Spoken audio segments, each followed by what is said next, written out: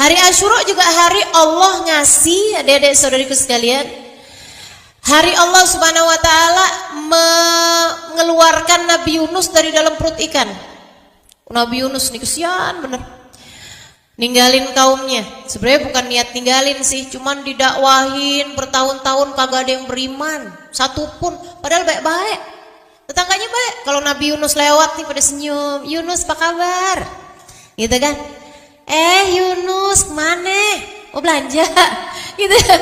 Itu pada nawarin berbaik-baik orang-orangnya. Nabi Yunus sakit dijengukin, tapi Nabi Yunus ngajakin beriman, pada nggak mau. Kalau Nabi Yunus ngomong pada senyum-senyum, tapi nggak ada yang pada mau beriman. Ini kan nyebelin ya, nyebelin banget gitu. Nabi Yunus lama-lama ya udah dah, kayaknya nih nggak menjanjikan nih. Kaum Nainawa namanya. Kaum Nainawa nih kayaknya orang di kampung Nainawa nih kayaknya nggak menjanjikan. Ya udah dah, saya mau hijrah aja dah. Nabi Yunus bawa pakaiannya, bawa uangnya, Nabi Yunus pergi kemudian ikutan kapal laut yang pergi belayar ke negara yang lain. Nah di kapal itu juga pada banyak yang kenal Nabi Yunus, karena Nabi Yunus ini orang terkemuka, orang terpandang, anaknya seorang yang terpandang juga di kampung Nainawa situ. Yunus bin Matta nama ayahnya ya, ayahnya namanya Matta.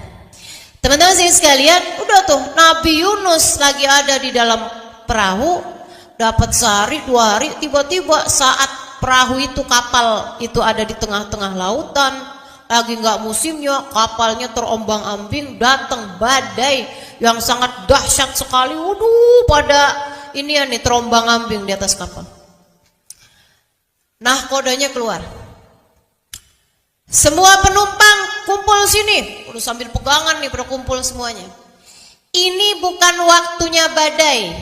Ini juga bukan tempatnya badai, bukan musimnya badai. Kalau sampai terjadi badai seperti ini, pasti disebabkan karena ada anak kabur dari orang tuanya, atau ada istri kabur dari suaminya, ada istri minggat, ada anak kabur, ada istri minggat, atau ada budak lari dari tuannya. Katanya gitu. Semua penumpang itu ngerasa kayak bukan deh saya.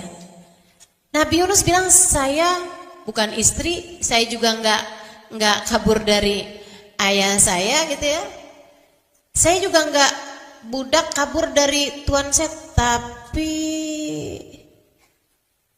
apa iya ya saya ya? Habis itu katanya nakodanya, kalau gitu semua dari kalian silakan tulis nama kalian masing-masing, kita undi. Masukin namanya diundi, seret. Keluar Yunus bin Matta. Kata Nabi Yunus, iya sih saya kabur dari perintah Allah. Disuruh dakwah di Nainawa, karena orang-orang yang gak pada beriman, akhirnya Nabi Yunus memutuskan untuk pindah gitu kan. Kali-kali tempat yang lain orang-orangnya mau beriman. Padahal kan kalau dilihat-lihat kayak nggak salah ya. Orang kan kalau misalnya gitu ngajar di satu tempat, orangnya kagak ada yang pada mau sekolah di situ ya kan, pindah, kan gitu kan. Nah tapi rupanya tuh nggak mesti kayak gitu. Kita kalau mau dakwah tuh nggak bisa gitu. Diperintahkannya sama Allah di situ, yaudah di situ gitu. Saya ditinggal di Jakarta, yaudah saya mesti dakwah di Jakarta. Walaupun orang Jakarta kagak mau ada yang hadir, nggak peduli saya, tetap aja saya ngajar. Kayak gitu mestinya gitu. Karena orang tuh kalau dakwah tuh ya udah kamu ditempatkan di mana, di situ kamu harus bermanfaat. Boleh, bukan nggak boleh dakwah di tempat-tempat yang lain, boleh. Saya juga pergi kemana-mana, tapi yang Jakarta itu harus yang menjadi prioritas. Sebab kita tinggal di situ, kita bermanfaat di tempat di mana kita berada. Apalagi para nabi itu ada surat utusannya, diutusin di Nainawa, nah kenapa kamu kabur? Jadinya itu kapal oleng. Katanya nakodanya, tapi Yunus kamu kan bukan budak Yunus. Kali-kali salah nih, kocok lagi. Dikocok lagi, keluar lagi Yunus bin Matta. Nabi Yunus tuh kan saya. Akhirnya terus orang bilang, sekali lagi. Kenapa sekali lagi? Karena ikannya belum nyampe. Ikan pausnya belum nyampe ke situ. Jadi Allah bikin, diundi lagi. Diundi lagi, keluar Yunus bin Matta. Ayo kita lempar Yunus. Mereka pun guncang-guncang Nabi Yunus, dilemparkanlah. Pas banget tuh Allah bukain mulutnya ikan paus yang udah nyampe ke situ. Begitu keluar, begitu Nabi Yunus dilemparkan, blok, blok, blok, blok, blok, blok, masuk tuh ke dalam perutnya ikan paus.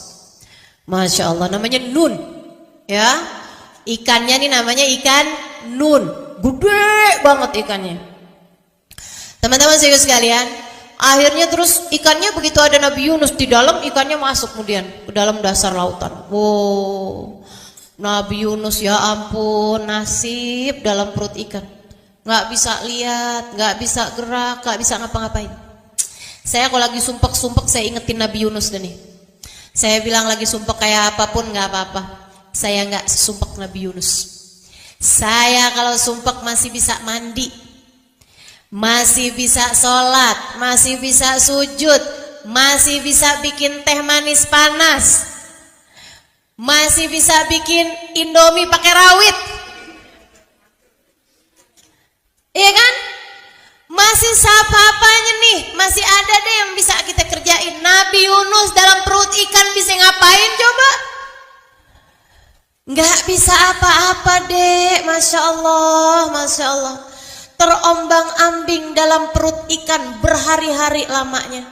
Nggak ngelihat tangannya, nggak ngelihat kakinya di mana, udah nggak bisa lihat. Dalamnya perut ikan, dalamnya dasar lautan, dalamnya malam, nggak bisa lihat apa-apa. Fi dhulumatin tsalas. Kata Allah Subhanahu wa taala, Yunus berada dalam 3 kegelapan. Gelap dalam perut ikan, gelap dalam lautan, dan gelapnya malam ketika sedang malam. Waduh, benar-benar Nabi Yunus sumpek di atas sumpek.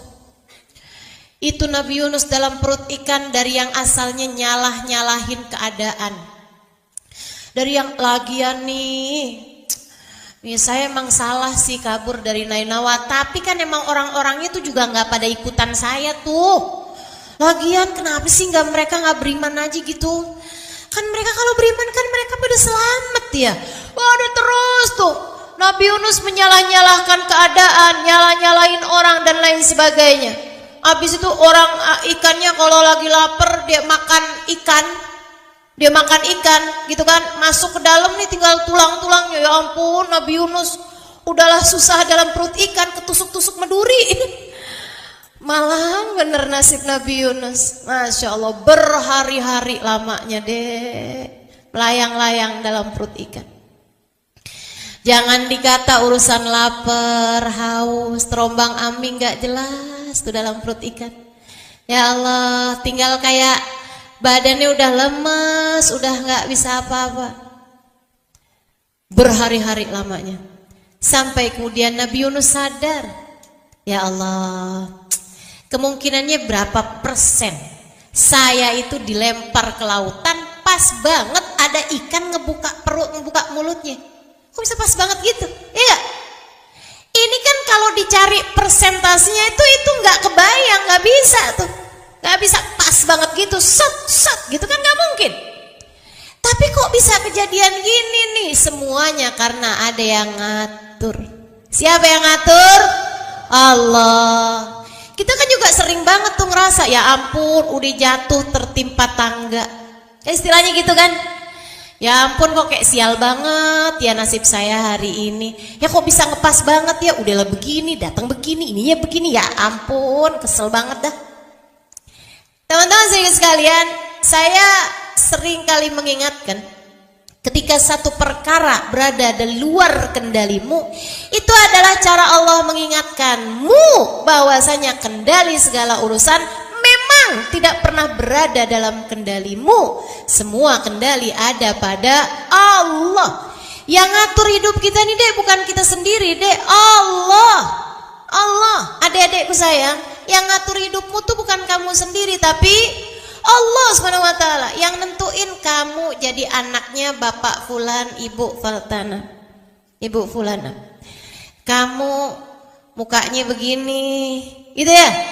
Kamu kulitnya warnanya ini, rambutnya keriting apa lurus apa ikal mayang.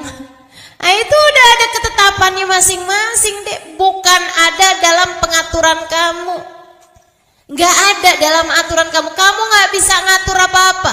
Nanti malam kamu akan tidur jam berapa bukan kamu yang ngatur. Di luar kendalimu ada di sini sekalian. Besok paginya kamu akan bangun jam berapa enggak dalam aturan kamu. Walaupun kamu usahain pakai alarm ini itu apa segala macam, tetap aja bangunnya pada waktu yang telah ditetapkan Allah. Betul apa enggak?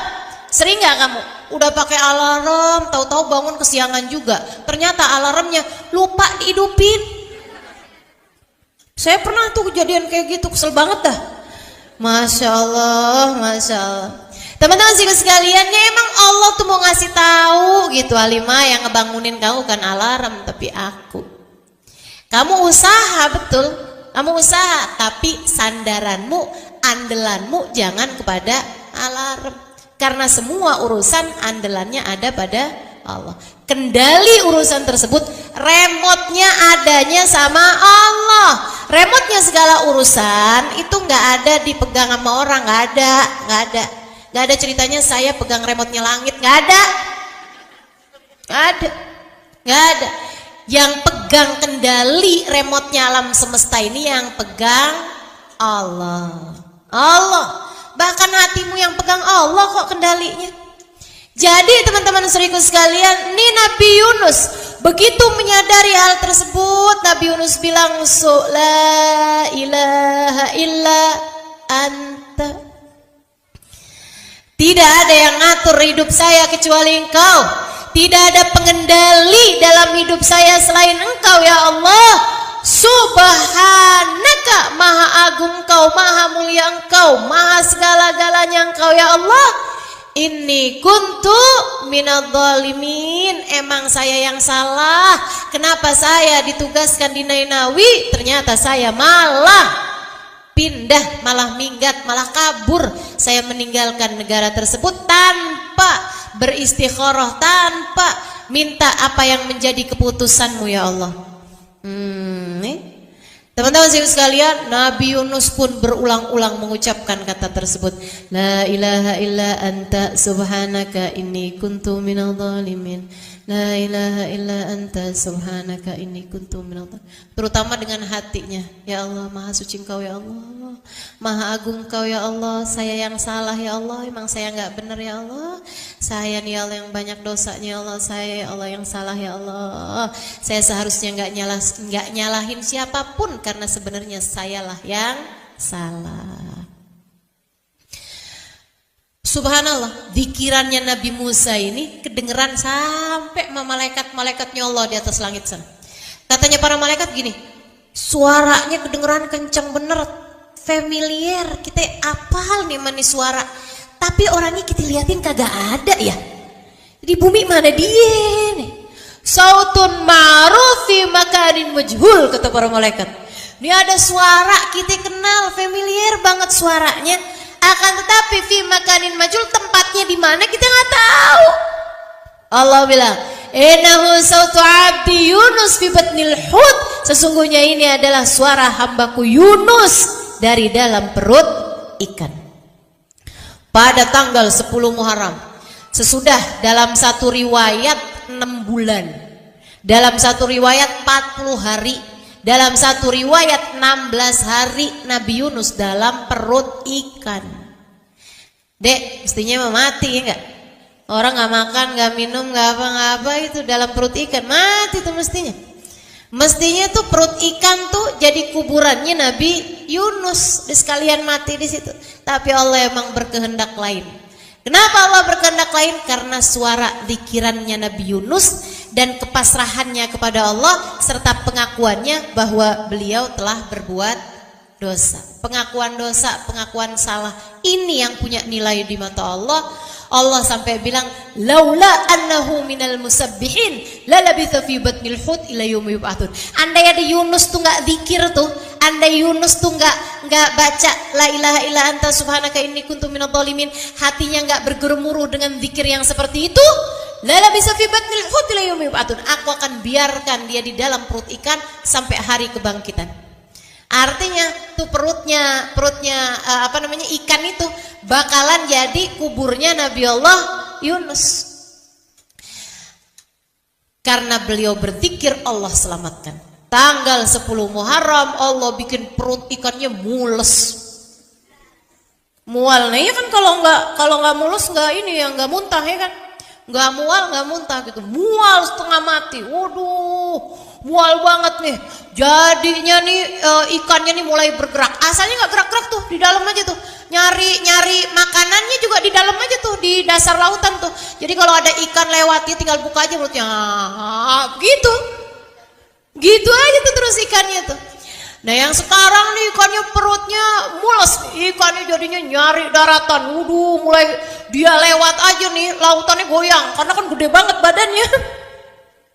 Dia lewat terus tuh, dia pesisirin tuh sampai nyampe ke daratan, dia buka mulutnya, dia pun muntah, kemudian keluarlah Yunus sampai terdampar di daratan, nggak punya tenaga teman-teman, nggak punya tenaga, lemes, setengah mati, ya ampun, tinggal nyawanya doang nih, ya Allah, pingsan beberapa waktu sampai kemudian Allah Subhanahu Wa Taala, Allah tuh kalau mau ngasih kehidupan sama orang pasti dikasih rezekinya. Ini buat ibu-ibu terutamanya nih. Ibu-ibu yang hadir dengerin saya. Jangan pernah was-was ragu-ragu urusan rezeki. Kalau kamu emang mesti hidup, rezekimu bakalan sampai padamu. Tenang, bisa jadi kamu nggak tahu alamat rezekimu. Rezekimu yang tahu alamatmu. Nggak bakalan salah kirim, malaikat Mikail tuh nggak bakalan salah kirim. Sama malaikat Israel gak akan pernah salah cabut nyawa gitu ya. Jangan ada tuh yang bilang yang sakit bininya, kok yang mati lakinya, jangan-jangan keliru nih malaikatnya. Gak ada ceritanya. Gak ada ceritanya malaikat Israel keliru nyabut nyawa. Sama halnya malaikat Mikail gak bakalan keliru bagi-bagi rezeki teman-teman. Gak ada ceritanya. Jadi gak usah khawatir. Ini nih saya bikin toko, sebelah bikin toko lagi nih, sama juga jualannya sama saya. Dia ngerebut rezeki saya. Saya pergi ke Mbah Dukun nih, biar bikin tokonya dia nggak laku. Enggak gitu caranya. Kita sebagai orang beriman tahu yang ngasih rezeki Allah Subhanahu Wa Taala. Malaikat nggak bakalan keliru bagi-bagi nama kita rezeki. Wahum la yufarritun, kata Allah. Malaikat tuh nggak ada yang keliru, Jadi nih karena Nabi Yunus ini mesti hidup, teman-teman sekalian, Allah kasih rezekinya berupa apa? Melon. Rezekinya Nabi Yunus waktu itu berupa melon. Sama Allah tuh pohon melon tuh, kan pohon melon ngerambat tuh. Dirambatin, buahnya dibikin sama Allah pas banget di depan mulutnya Nabi Yunus. Karena kalau Nabi Yunus mesti gerak, gak bisa juga. Jadi Nabi Yunus kan lemes banget, Allah kasih rezekinya tuh pas depan matanya. Teman-teman sekalian, sama Allah buahnya digedein sampai nyentuh mulutnya Nabi Yunus. Nabi Yunus pas sadar dari pingsannya, apaan sih nih? Depan di mulutnya banget. Buahnya tuh udah nyampe ke mulutnya. Mulai itu dimakan Nabi Yunus tuh buah yiktin namanya, sejenis melon ya, sejenis buah melon gitu. Dimakan. Udah bagus banget Allah kasihnya melon, nggak cabai rawit gitu kan, kepedesan. Buah yang lain kan keras. Kalau ini kan emang buahnya nggak keras gitu kan. Dari luarnya juga emang nggak keras. Itu dimakan sama Nabi Yunus sampai habis tuh buah. Nabi Yunus bisa duduk, bisa makan sisanya. Udah tuh, segeran lagi Nabi Yunus bisa jalan. Habis itu ketemu sama orang, nanya, Pak, maaf numpang tanya, ini daerah apa nih? Oh ini daerah Nainawi. Loh, kabur dari situ nyampe ke situ juga. Ini daerah Nainawa katanya. Ya Allah, kampungnya balik lagi ke Nainawa. Ya udah deh, berdakwah lagi Nabi Yunus sampai orang-orang pada beriman. Nah, poinnya adik-adik, teman-teman sekalian saya muliakan, hidup itu jangan jauh-jauh dari Allah, sang pengendali kehidupan. Ingat-ingat nih, nasihat abah saya pernah ngasih nasihat sama saya, nak, hidup ini yang paling penting adalah nasib. Dalam hidupnya yang paling penting adalah nasib. Nasib itu semuanya ada dalam kendali Allah. Kalau kamu kepengen nasib kamu bagus dalam hidup, jangan pernah tinggal Allah. Jangan mau jauh dari Allah, jangan mau ninggalin Allah. Nah ini tuh Allah keluarkan Nabi Yunus dari dalam perut ikan tuh pada hari 10 Muharram atau hari Asyura. Maka nih yang ngerasa lagi sumpek, lagi susah, lagi gak enak hati, lagi aduh kayaknya terluka batinku, merana jiwaku, galau hatiku, gitu ya. Yang kayak lagi bolak-balik nih, gue perlu healing nih, bolak-balik tinggal healing mulu ya. Ini teman-teman saudaraku sekalian, silahkan untuk semakin mendekat kepada Allah Subhanahu wa taala dengan selalu bergantung kepadanya. Deketin Allah bukan hanya pada hari Asyura, tapi memang hari Asyura hari yang paling enak banget buat kita dapat semua karunia-karunianya Allah Subhanahu wa taala. Gitu ya. Jangan lupa santunin anak yatim pada hari Asyura, sedekah kepada orang miskin pada hari Asyura, kemudian nambahin uang jajan bagi para orang tua kepada anak-anaknya, gitu kan ya. Kemudian lagi puasa, kemudian baca zikiran hasbunallah wa ni'mal wakil, ni'mal maula wa ni'man nasir, dan juga lanjutkan dengan baca doanya. Ada doanya tuh, ada ketulis, tinggal baca aja. Kalau mau tambahan zikir apa Ustazah? Boleh tuh baca ayat kursi sebanyak 360 kali. Kalau yang kemarin belum baca tanggal 1, itu boleh juga dibaca tanggal 10 atau hari Asyura. 360 kali ayat kursi, diawali masing-masing dengan baca Bismillahirrahmanirrahim, gitu ya.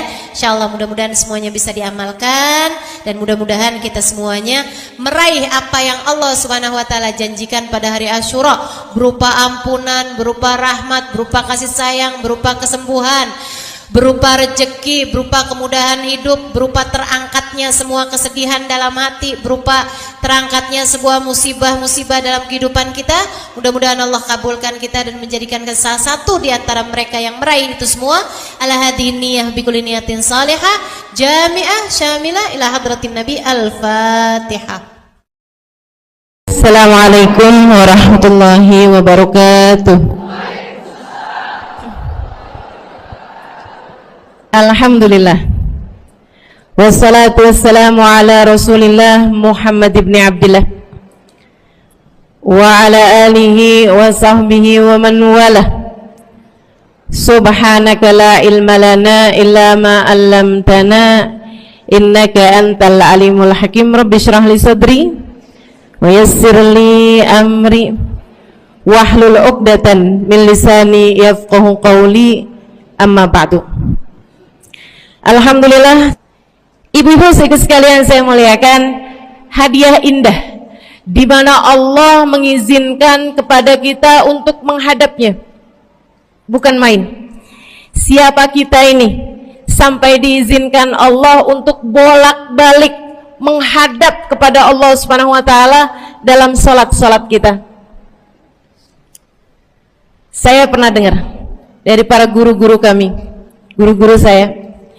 Mereka mengatakan di saat orang sholat, di saat kamu sholat, di saat saya sholat, bukan hanya karena saya mau sholat, kamu mau sholat, akan tetapi karena kamu dianggap mulia di mata Allah, sehingga Allah izinkan dirimu untuk menghadap padanya.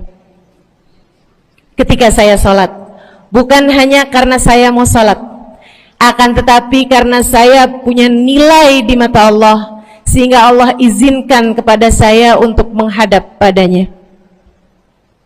Sebaliknya, ketika kamu tidak mau sholat, bukan hanya karena kamu tidak mau sholat, akan tetapi karena kamu sudah jatuh dalam pandangan Allah, terhina dalam pandangan Allah, sehingga Allah tidak lagi mengizinkan kepadamu untuk menghadap kepadanya.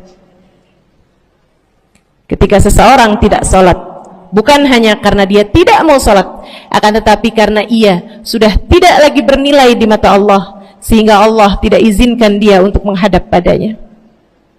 Teman-teman saudariku sekalian yang saya muliakan, kalau bicara tentang sholat nih teman-teman, ada 4 tingkatan, ada 4 kelas. Untuk kamu melihat sholatmu sudah ada di kelas yang mana. Kalau saya boleh bilang kelas teratasnya nih kelas bisnis, oke lah ya. Kelas bawahnya lagi kelas atasnya kelas eksklusif ya, kelas eksekutif. Terus bawahnya lagi kelas bisnis, bawahnya lagi kelas. Tapi ada 4 kelas, bawahnya lagi kelas gerbong. Nggak naik dalam kereta nih ya. Kelas yang paling bawah kita bahas nih, kelas gerbong nih. Kayaknya naik di atasnya nih ya, gerbongnya. Teman-teman sekalian, orang yang di saat mengerjakan sholat, dia kerjakan juga, tapi merasanya sebagai beban. Ya ampun, udah maghrib aja, baru juga asar. Ya ampun, males banget dah. Ini nggak ada rusuh nih. Kita kan lagi jalan-jalan nih. Kita kan lagi belanja nih di Tanah Abang. Itu jamaah aja gimana sholatnya? Nah ini orang-orang yang menganggap sholatnya sebagai beban, malas kalau disuruh sholat, terutamanya subuh. Terutamanya sholat subuh. Ini Allah ceritakan orang-orang yang seperti ini adalah kelompoknya orang munafik. Naudzubillah. Alladzina idza qamu ila sholati qamu kusala. Orang-orang yang kalau disuruh sholat bangun juga sih, tapi malas banget. Setan nih nemenin dia, kayak naruhin batu di atas kepalanya, bikin dia berat mau ngerjain sholat. Kalau lagi tidur, ngipas-ngipasin matanya, bobo aja lagi. 5 menit lagi, 5 menit lagi, bangun-bangun udah siang. Pernah terjadi padamu?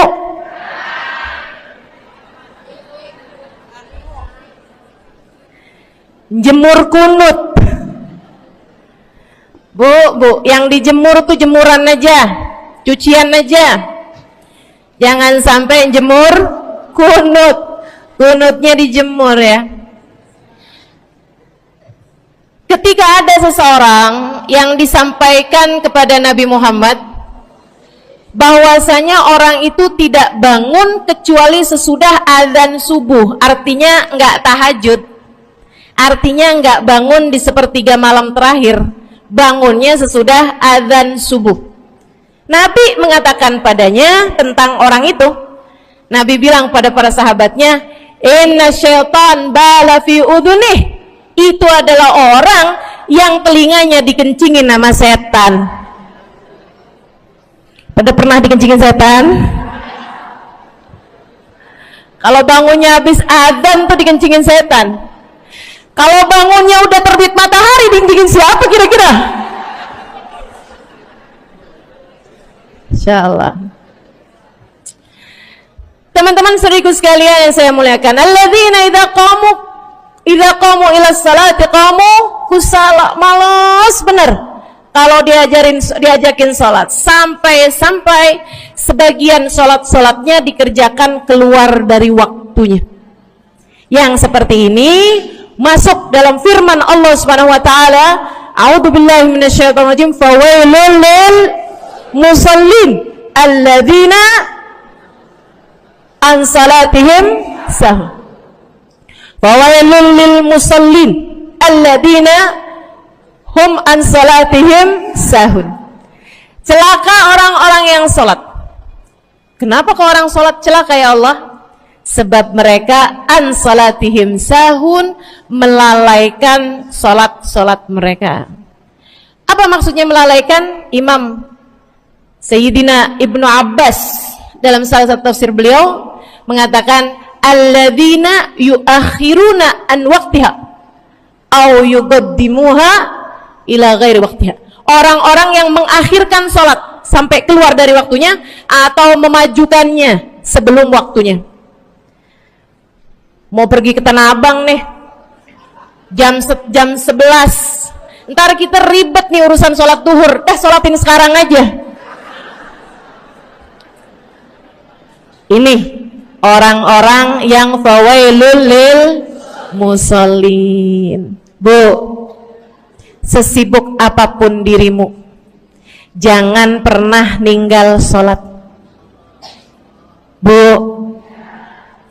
lagi ngerjain perkara penting apapun kamu, jangan pernah mengakhirkan sholat. Jangan pernah mengeluarkan sholat dari waktunya. Kenapa gitu? Karena Bu, sholat itu urusanmu sama Allah. Gak ada yang lebih penting daripada itu. Gak ada yang lebih penting daripada itu. Siapa yang mementingkan Allah, dia bakal dipentingin sama Allah. Siapa yang meremehkan sholatnya, berarti dia telah meremehkan Allah. Siapa yang meremehkan Allah, dia akan diremehkan oleh Allah. Na'udzubillah min dzalik. Buat adik-adik jomblo, jangan pernah mau kawin sama orang yang gak sholat. Biarpun kamu udah nunggu cukup lama, kalau ada yang lamar kamu dan dia gak sholat, jangan mau Bu. Dek, ibu-ibu juga, kalau ada yang janda di sini,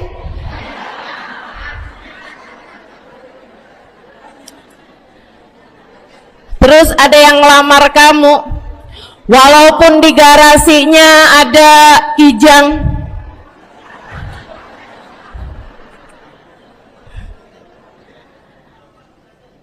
ada bebek,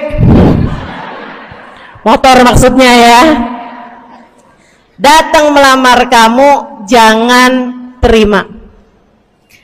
Orang yang gak sholat, kamu jangan mau jadi istrinya. Kenapa? Saya kasih tahu ya, Allah aja dia tinggalin, apalagi kamu. Allah aja dia tinggalin. Siapa yang tidak berguna baginya peringatan Allah, maka tidak akan berguna baginya peringatan dari siapapun. Tapi dia mencintai saya, Ustazah. Dia mencintai saya cinta mati katanya. Sekarang tungguin setahun 2 tahun, cintanya hilang, tinggal matinya. Tapi dia mencintai saya luar biasa, Ustazah. Dia tak sanggup hidup tanpa saya. Itu namanya cinta monyet. Tungguin 2 tahun, cintanya hilang,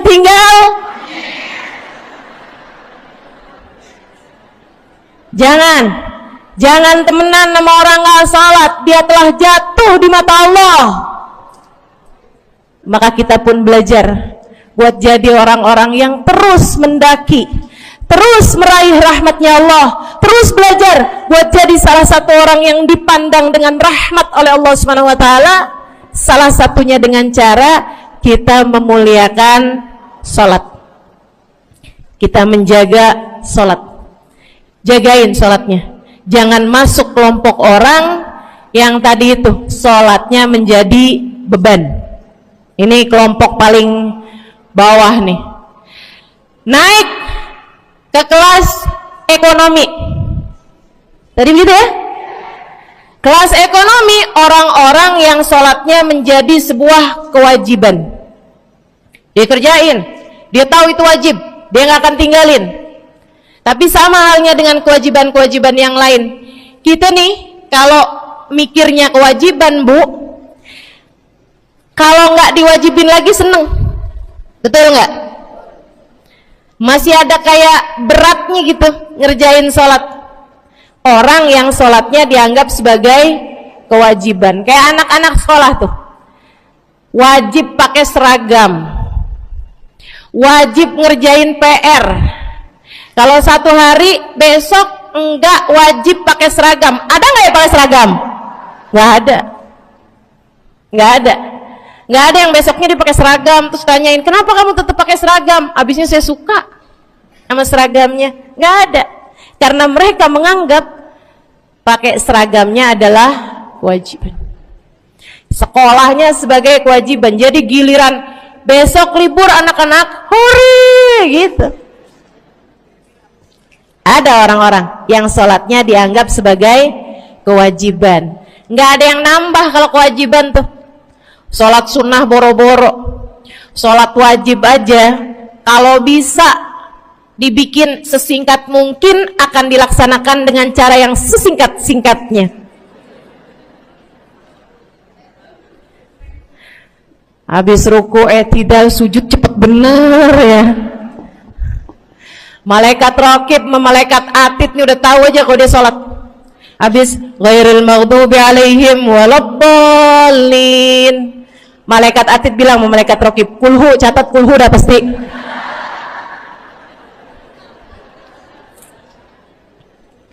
Kulhu aja nggak kelar-kelar. Teman-teman saudaraku sekalian yang saya muliakan, sholatnya dianggap sebagai sebuah kewajiban, nggak nambah dengan sunnah, namanya wajib. Kita naik lagi insya Allah, sholatnya kita naikkan dari yang kewajiban, kita naik menjadi kelas bisnis, sholatnya sebagai sebuah kebutuhan. Wow, mudah-mudahan nih ibu-ibu, teman-teman semuanya yang sedang menyimak kajian pada hari ini, saya doakan, karena saya berharap saya pun juga didoakan agar menjadi salah satu orang yang sudah berada dalam tingkatan ini. Sholat kita tahu adalah kebutuhan kita, sama kayak kebutuhan makan. Bu, ibu kenyang nggak kalau makan nasi doang 2 piring? Kenyang. Siapa yang bilang nggak kenyang? Kalau kamu makan nasi doang sepiring, kenyang apa nggak kenyang? Kenyang. Akan tetapi pasti ibu-ibu mau nambah dah. Nambah apaan? Lauk. Nambah lauknya. Ada ikan asin, ada sayur asem. Langsung pada lapar nih. Ada sambal. Masya Allah, ada tempe goreng. Udah ya, tetangga lewat kagak nyadar. Masya Allah. Teman-teman saya ikut sekalian, kita nambah, bahkan udah kenyang pun kita masih cari lagi tambahan. Makanan apa nih yang bisa kita makan? Karena kita tahu makan adalah sebuah kebutuhan kita. Kita perlu sama makan, kita butuh sama makan. Maka demikian pula dengan orang-orang yang sholatnya sudah dia tahu adalah sebagai sebuah kebutuhan. Cukup sih duhur 4 rakaat, dia nambah.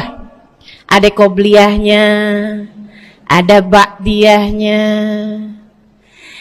Jam-jam 9 pagi nggak ada sholat wajib sih, tapi pengen ngemil. Ya Bu ya, dengan cara kerjain sholat duha. Malam-malam abisnya isya, ampun mau tidur, ingat katanya Nabi, pesannya kepada Sayyidina Abu Hurairah, wasani habibi, kata Abu Hurairah, an utir qabla an anam. Kekasih saya Nabi besar Muhammad, kata Abu Hurairah, kasih pesan pada saya untuk jangan tidur sebelum sholat witir. Jadi habis kelar sholat isya langsung sambung sama witirnya. Dia tahu sholatnya adalah sebagai sebuah kebutuhan. Kebutuhan. Saya butuh untuk sholat karena saya butuh kepada Allah. Saya perlu sholat karena saya perlu kepada Allah. Saya perlu sholat karena saya tahu urusan saya sebesar apapun saya rasakan adalah kecil dalam pandangan Allah. Saya perlu sholat karena permasalahan dalam hidup saya yang saya rasakan sebesar gunung di atas pundak saya, di atas punggung saya, di hadapan Allah tak sampai seperti setitik debu yang mudah saja untuk dia angkatkan dari kehidupan saya. Maka kita pun menjadikan sholat sebagai sebuah kebutuhan. Lagi sakit, jangan ninggalin sholat. Kenapa? Kamu menghadap kepada yang punya kesehatan. Lagi banyak utang, jangan ninggal sholat. Sama, jangan utang lagi.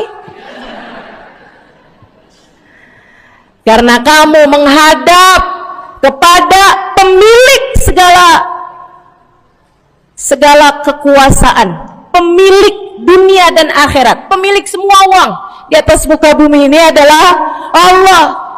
Makanya Habib Ali Habsyi, penulis kitab Maulid Simtud Durar, yang tadi ibu-ibu baca maulidnya, beliau pernah bilang, ada dalam salah satu diwan beliau, diwan tuh syair-syair beliau itu ya, Ali idza kad marid syafahu fi'lus shalah la'alla syirrus sifa fi wad'i tilkal jibah. Kata beliau, Ali nih kalau lagi sakit, nih Habib Ali ya, beliau tuh padahal punya amal ibadah sangat banyak, tapi Habib Ali bilang, Ali idza qad marid syafahu fi'lus shalah. Ali nih kalau lagi sakit, sembuhnya sama salat. Sembuhnya sama salat. La'alla sirrus sifa. Rasa-rasanya memang Allah letakkan rahasia kesembuhan ada pada fi wad'i tilkal jibah, terletakkannya jabah kita, dahi kita di tempat sujud. Di sana semua permasalahan-permasalahan dalam hidupmu menjadi ringan. Saat kamu meletakkan dahimu di tempat sujud, kamu berbisik lirih kepada Allah, akan tetapi suaramu didengar sama yang punya arsy. Akan tetapi suara bisikanmu didengar segenap malaikat-malaikat yang ada di atas langit. Kemudian mereka mendoakanmu sehingga Allah mengatakan wasjud waqtarib, sujudlah kamu. Posisi sujudmu itu waqtarib akan membuatmu menjadi dekat dengan Allah Subhanahu wa taala. Sujudlah dan mendekatlah kepadaku, kata Allah. Agrab ma yakunul abad min rabbih fahuwa sajid, kata Nabi Muhammad. Fa'akthiru fihi du'a faqamin an yustajabulah. Tempat terdekat seorang hamba dengan Tuhannya adalah saat dia sedang sujud. Maka perbanyaklah doa dalam sujudmu, kata Nabi Muhammad. Doamu sangat mungkin diijabah oleh Allah. Apalagi kalau doanya kamu haturkan di sepertiga malam yang terakhir. Saat-saat di mana kebanyakan manusia di sekelilingmu yang lalai berada dalam tidurnya, berada dalam alam mimpinya. Para ulama tuh sampai bilang, Bu, dari kehususannya sepertiga malam yang terakhir, orang yang ngerjain maksiat aja sepertiga malam yang terakhir tuh tidur. Ibu nggak pernah tahu orang-orang pulang diskotik jam berapa? Nggak tahu ya, sama. Tapi Bu, yang pasti mereka tuh sepertiga malam yang terakhir malah pada pulang, malah pada tidur gitu.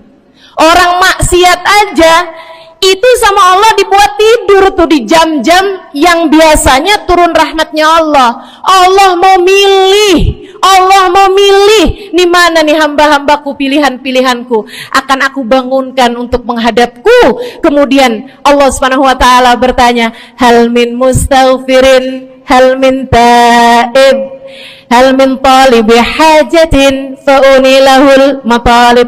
Siapa nih diantara kalian yang lagi mohon doa, minta pertolongan, mohon ampunan, akan aku beri, kata Allah Subhanahu wa taala, sebab kalian meminta pada waktu yang paling aku suka.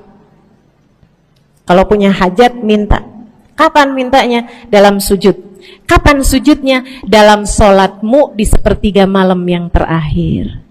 Bu, melihat muka-mukanya pada punya hajat banyak-banyak nih.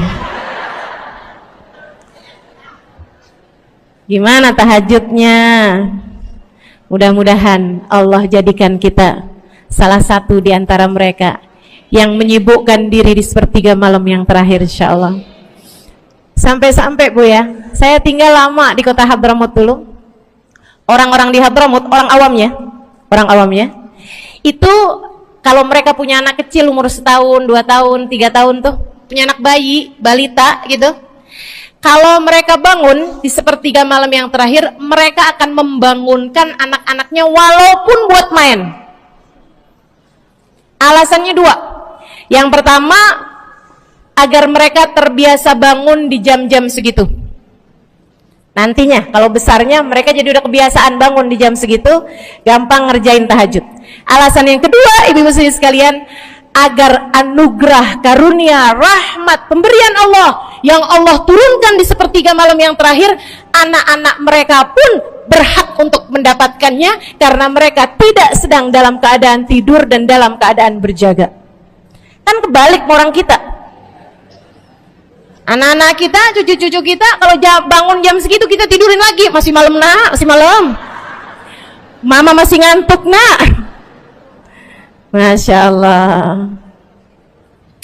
Ibu, saya punya ibunya guru saya. Saya punya guru salah satunya dan yang tercinta di hati saya, Sayyidil Habib Umar bin Hafid. Guru saya, beliau punya ibu namanya Hubabah Zahra, almarhumah, baru meninggal masa-masa deket pandemi, ya Bu ya, baru aja beberapa tahun silam meninggalnya. Itu ibu-ibu sekalian punya anak kalau nggak salah 12, kalau nggak salah 12 anak beliau, laki-laki 5, kalau saya nggak salah ya, mohon maaf kalau saya salah. Kemudian yang perempuan 7. Semuanya soleh-solehah. Semuanya Bu, jadi orang-orang yang luar biasa, yang terutamanya anak yang pertama, itu Habib Ali Masyhur, jadi mufti pada zamannya di Kota Tarim. Sampai wafatnya beliau masih sebagai mufti. Mufti itu Bu, permasalahannya umat semuanya ada di meja beliau untuk beliau selesaikan. Anak yang laki-laki yang paling kecil, Al Habib Umar bin Hafid, menjadi kita tahu semuanya ya, orang soleh, ulama, waliullah. Ibu-ibu sekalian, kita mau tahu nih, anak-anak soleh-solehah semacam itu ibunya kayak gimana gitu. Karena mohon maaf, walaupun memang Nabi Nuh, nabinya udah soleh, anaknya nggak soleh, kan begitu ya? Ada juga sih, tapi secara mayoritasnya Bu, buah jatuhnya tak jauh dari emaknya begitu, anaknya kurang lebih begitu. Anaknya begitu, emaknya biar kita nggak lihat, kita udah bisa ngebayangin kayak apa orangnya. Ibu-ibu sekalian, ini anak-anaknya Hubabah Zahra, Masya Allah semuanya. Kita mau tahu ibunya kayak gimana. Satu cerita aja tentang Hubabah Zahra. Ibu-ibu sekalian, anaknya cerita, Hubabah Zahra, Umi, anak perempuannya, dia bilang seumur hidupnya nggak pernah ninggal tahajud. Bu, dari awal balik sampai meninggal, tidak pernah meninggalkan tahajud. Jauh banget ya? Sama siapa? Tahajud semalam, seminggu libur. Kelakuan siapa itu? Hubabah Zahra nggak pernah ninggal tahajud kecuali satu malam.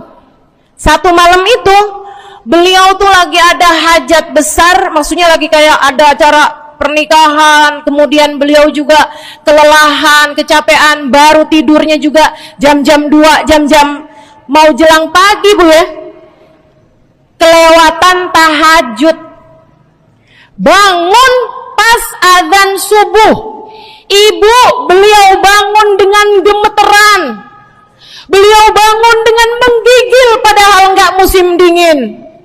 Beliau bangun, azan, innalillahi wa inna ilaihi raji'un. Azan, astagfirullah, ya Allah, astagfirullah, azan, ya Allah, ampuni Zahra ya Allah, ampuni Zahra ya Allah. Anaknya cerita, hari itu aku tidak pernah melihat ibuku berlelehan air mata sepanjang hari lebih daripada hari tersebut.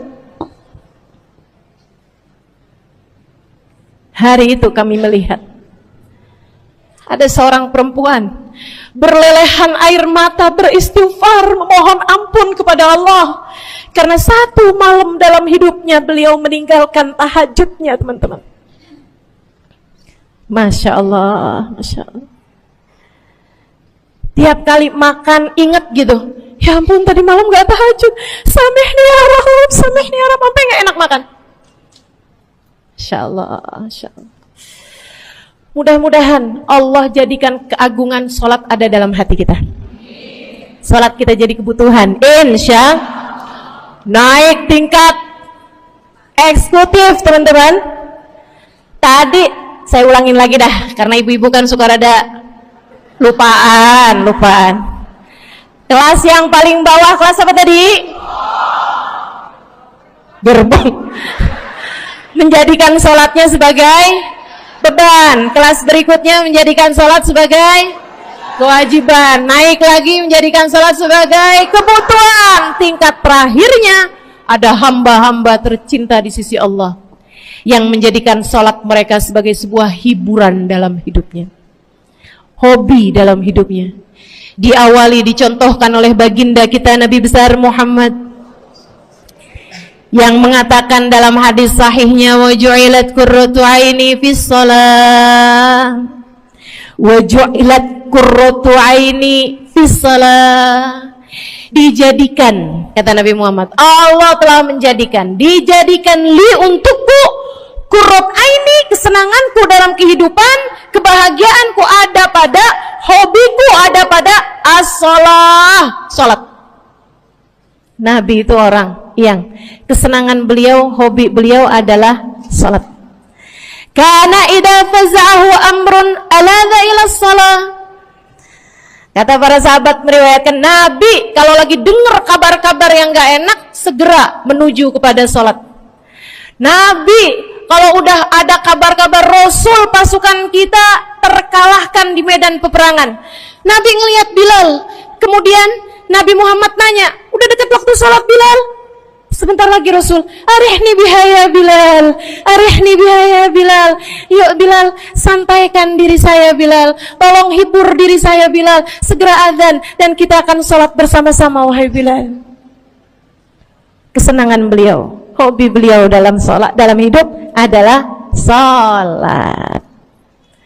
Teman-teman saya sekalian, bukan hanya Nabi Muhammad, tapi para sahabat-sahabat Nabi Muhammad, tapi para tabi'in, para tabi'i tabi'in. Saudaraku sekalian saya muliakan, Sayyidina Umar bin Khattab alaihi ridwanullah, karena idza ja'ahu hal, apabila beliau dalam keadaan hatinya lagi khusyuk, hatinya lagi nyambung banget sama Allah Subhanahu wa taala, kalau mau sholat sunnah manggil orang. Beliau sholat dalam masjid, ada orang mau sholat sunnah, ada orang lagi baca Quran, dipanggil sama beliau. Kamu saya bayar ya, kamu duduk sebelah sini saya nih, baca Qurannya deketan saya sini, kamu saya bayar. Buat apaan wahai Sayyidina Umar? Buat negur saya, ngingetin saya lagi sholat nih. Oh nggak usah dibayar Tuan. Yaudah kalau gitu kamu duduknya sebelah sini ya. Tugas saya apa Tuan? Kalau kamu lihat saya sholat berdirinya kelamaan, ingetin saya buat ruku. Kalau kamu lihat ruku saya kelamaan nggak bangun-bangun, ingetin saya buat bangun. Kalau kamu lihat sujud saya kelamaan, ingetin saya buat duduk. Karena saya sekarang ini kalau lagi berdiri baca Al-Quran lupa buat ruku. Dari nikmatnya bacaan Quran beliau. Baik Tuan, sholat, baca Fatihah, habis itu baca Quran, surat Al-Quran, dapat selesai satu, kok masih enak, baca lagi, masih enak lagi, baca lagi. Yang sebelah beneran nih gak ruku-ruku. Beliau berdiri kemudian bilang, Tuan ruku, gak kedengeran. Beliau berdiri deketin telinganya, Tuan ruku, belum kedengeran juga. Ruku, Allahu Akbar. Sayyidina Umar bin Khattab. Tabi'in, Sayyidina Ali Zainal Abidin. Pernah lagi sholat, rumahnya kebakaran teman-teman. Sholat sunnah di waktu malam, rumahnya kebakaran. Orang-orang pada teriak-teriak, Tuan Harik, nar, ya ibn binti Rasulillah, wahai anak dari cucunya Nabi Muhammad. Tuan, ada api di sekitarmu. Tuan, kebakaran. Tuan, kebakaran. Allahu Akbar. Sami Allahu liman hamidah. Enggak lihat apa-apa. Habis selesai sholat baru lihat, kebakaran nih rupanya. Orang-orang pada bilang, kami sudah mengingatkanmu Tuan. Apa jawab beliau? Al-hadni an-narul kubro. Di depan saya ada api yang jauh lebih besar, api neraka. Saya nggak lihat api sekecil ini. Masya Allah. saudaraku sekalian yang saya muliakan, para ulama Allah Subhanahu wa taala. Terakhir saya mau ceritakan Sayyidil Habib Abu Bakar As-Sakran, penulis Wirid Sakran. Kalau teman-teman pernah tahu, beliau saudaraku sekalian saya muliakan dapat julukan As-Sakran, orang yang mabuk. Karena mabuk kepada Allah Subhanahu wa taala. Beliau pernah satu waktu kena penyakit di punggungnya. Beliau kemudian tanya sama dokter, kata dokter, "Wah, ini nih penyakit mesti diangkat, mesti dioperasi." Ya udahlah, operasiin saya. Disuguhin 1 gelas khamr di waktu yang telah ditetapkan untuk jadi waktu operasi. Apa ini? Khamr, minuman keras. Zaman itu belum ada obat bius. Dia bilang, "Ini buat apa?" "Khamr ini tuan, minuman keras ya, agar engkau nggak sadar. Jadi enak gitu kita ngoperasinya."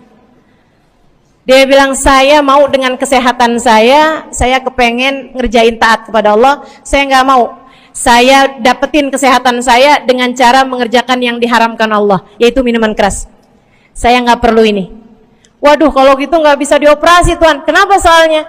"Ya nanti kan kesakitan, nanti susah operasinya gitu." "Oh gampang, kalau kalian pengen bikin saya nggak sadar, nggak perlu minuman keras."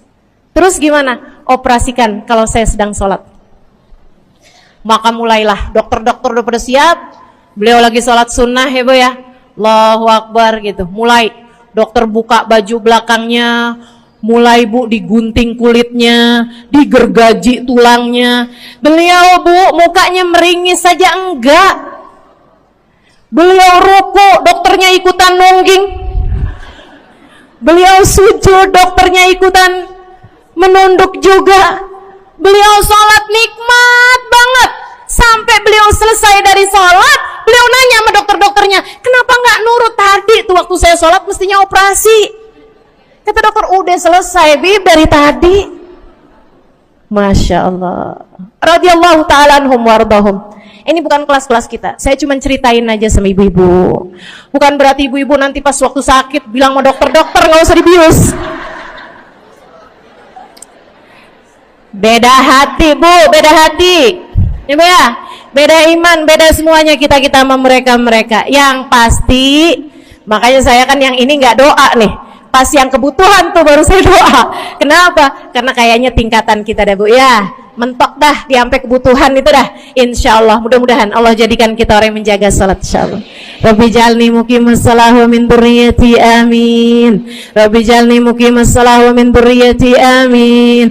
Rabbi jalna muqimis salah wa min dzurriyyatina rabbana wa taqabbal du'a ala hadhihi niyyah bi kunniyah salihah ila hadratin nabi al-fatihah. Syaitanirrajim. Bismillahirrahmanirrahim. Alhamdulillahirabbil alamin. Arrahmanirrahim. Maliki yaumiddin. Iyyaka na'budu wa iyyaka nasta'in. Ihdinas siratal mustaqim, siratal ladzina an'amta 'alaihim, ghairil maghdubi 'alaihim waladdallin. Amin. Taqabbalallahu minna wa minkum, taqabbal ya karim. Sama-sama kita hormati, kita sayangi segenap keluarga besar dari Majelis Ta'lim Raudhatul Aliyah di bawah pimpinan Ibu Ayu Komaladewi. Kita doakan semoga beliau beserta segenap keluarganya senantiasa dalam limpahan rahmat ridha Allah Subhanahu wa taala. Juga kita doakan Ustazah Nabilah Al-Haddad sebagai pengasuh di majelis ta'lim ini, sebagai pimpinan di majelis ta'lim ini, Bu Ayu dan Ustazah Nabilah sekeluarga semuanya insyaallah senantiasa dalam pandangan kasih sayang Allah SWT. Panjangkan umurnya, disehatkan badannya, dimudahkan urusannya, kabulkan hajatnya, semakin dicinta Allah SWT dan Rasulnya.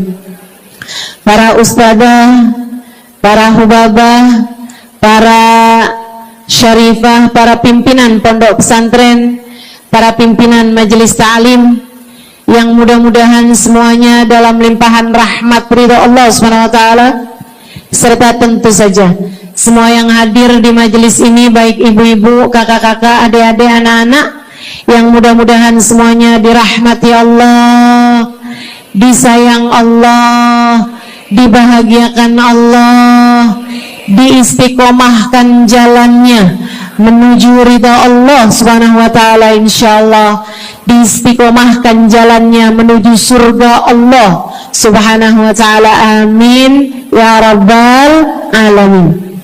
Qul amantu billah tsumma istaqim, kata Nabi Muhammad sallallahu alaihi wasallam kepada seorang pemuda yang meminta nasihat, ya Rasulullah ausini, wahai Rasul tolong nasihati aku.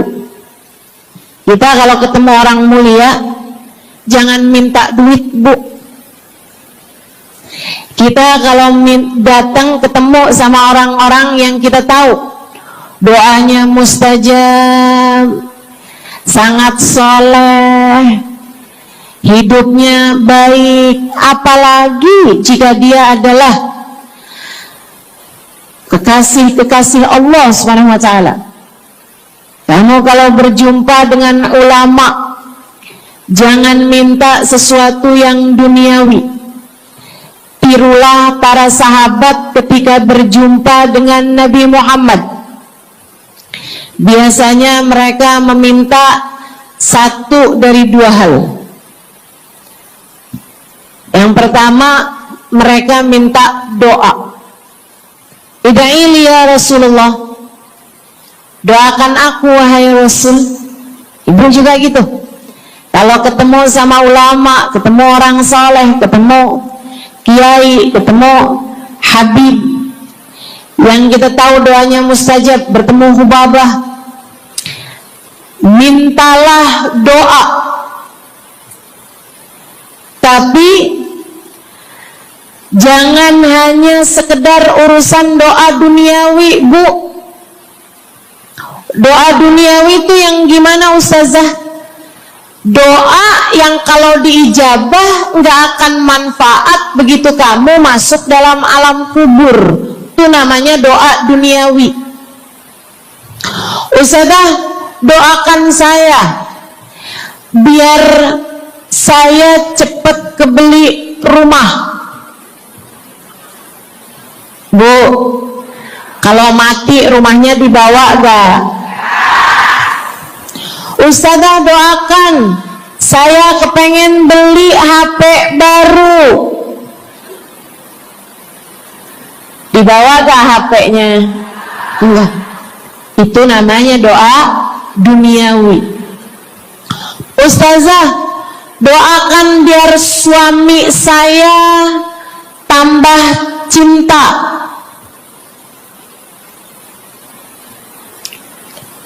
Kalau mati suaminya dibawa gak, Bu? Walaupun kamu mau, dia gak bakalan mau, Bu. Sesuatu yang sifatnya duniawi. Ustazah, doakan biar anak saya soleh.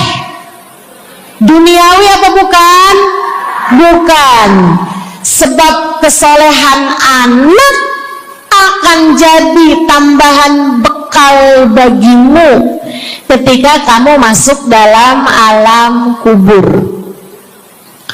Jadi nggak boleh nih Ustazah doa urusan duniawi atau minta didoakan urusan-urusan duniawi. Boleh, tapi jangan cuma itu, nanti takutnya kamu nyesel. Kalau selama di dunia kamu doanya hanya untuk urusan dunia, takutnya begitu masuk dalam kuburan sudah tidak ada lagi doa yang akan Allah ijabah untukmu ketika kamu ada dalam alam kubur nanti. Sayang-sayang. Jadi kalau doa, prioritaskan urusan akhirat. Insya saya berasa banget jadi orang yang sering dimintain doa sekaligus juga sering minta doa. Saya kalau ketemu orang soleh, ketemu habaib, ketemu hubabah, saya akan minta doa, nggak pernah minta duit saya. Ida'ili ya hubabah, ida'ili ya habib. Saudara sekalian, sebagai orang yang sering juga dimintain doa, Ustazah doakan saya, banyak tuh. Saya merasakan perbedaannya saat saya ada di Tarim sama ketika saya sudah pulang dan kembali ke negeri ini. Waktu saya di Tarim, orang kalau minta doa sama saya, musik berdoa, tolong ya doain saya. Saya suka tanya, doa apa? Selalu aja hampir semuanya mengatakan hal yang sama. Ida'ili bihusnil khatimah. Doakan saya biar husnul khatimah. Begitu nyampe ke Indonesia, kalau ada orang bilang, Ustazah doain saya, biasanya lanjut tuh, doanya minta apa langsung dibilang, nggak pakai tanya. Ustazah doain saya biar utang cepat lunas. Ustazah doain saya biar cepat dapat jodoh. Ustazah doain saya biar jadi orang kaya. Ustazah doain saya biar suami nggak mendua. Ya Allah, ternyata kebanyakan orang kita kalau minta doa seringnya urusan duniawi. Bukan berarti nggak boleh, boleh aja sih. Cuman takutnya begitu kamu mati nyesel kalau semua doamu selama ini adalah sesuatu yang tidak ikut kamu bawa ketika kamu mati. Kalau kita lihat para sahabat ketika mereka berjumpa dengan Nabi Muhammad, selalu saja banyak di antara mereka yang